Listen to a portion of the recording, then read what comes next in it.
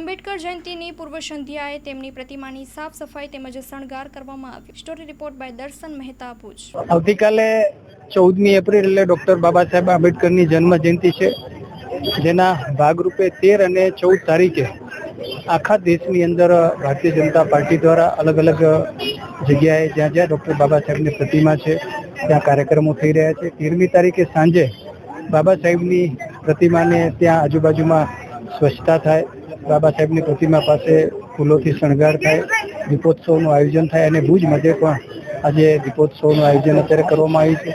આવતીકાલે જ્યારે ડૉક્ટર બાબા સાહેબ આંબેડકરની જન્મ જયંતિ છે, જેના ભાગરૂપે પણ અલગ અલગ કાર્યક્રમો થશે। સવારના ભાગે બાબા સાહેબની પ્રતિમાને પુષ્પાંજલિ ફુલહાર કરવામાં આવશે અને ત્યારબાદ એક નાના કાર્યક્રમનું પણ આયોજન કરવામાં આવ્યું છે। સૌ ભારતીય જનતા પાર્ટીના અમારા આગેવાનો અને કાર્યકર્તાઓ ઉપસ્થિત રહેશે।